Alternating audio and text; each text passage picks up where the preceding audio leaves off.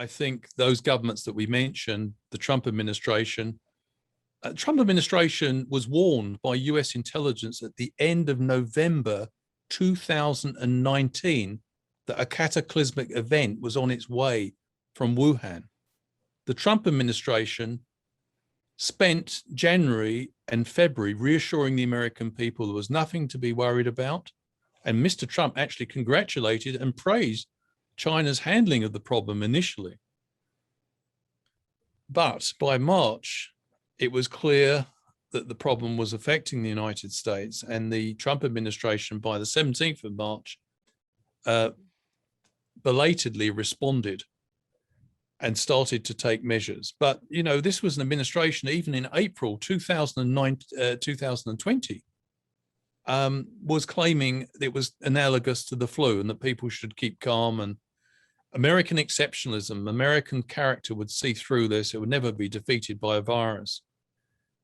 But there wasn't, the reason I mention this is that I don't think it's fair that, of course, those mistakes that Professor Ferguson alluded to happened, but the biggest mistakes were made by those who have the responsibility for running countries.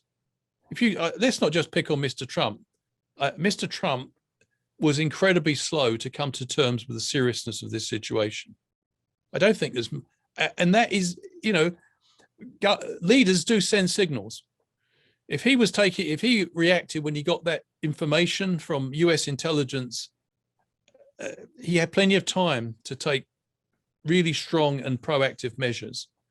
And if he'd taken those measures and said to the American people in January 2020, this is a really serious threat, we need to take quite intrusive measures, possible lockdowns, wearing a mask. He mocked people who wore masks. The Johnson government was also extremely lax. Mr. Johnson didn't attend the first 5 government of emergency meetings held by his government, which were devoted to this question.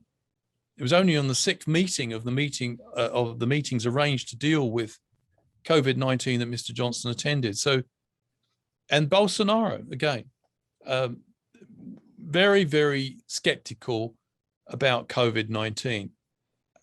Those attitudes, I think, created an environment which meant that middle-level administrations made mistakes, but also they didn't get a clear message from the top. We mentioned New Zealand, and both you and I have obviously a close attachment to New Zealand, but whatever its faults, the New Zealand government had a very clear message from the beginning.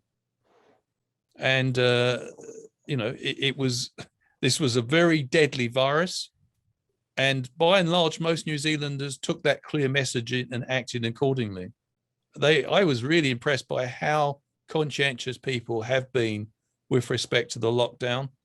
And so I don't really accept what Professor Ferguson is saying. It lets the populist leaders off the hook when they failed their people. The problem for populist leaders is that they basically promise the unachievable, and when they're in power and they have to deal with the realities of the world, COVID-19 doesn't respond to their political rules of the game. And that's the big problem.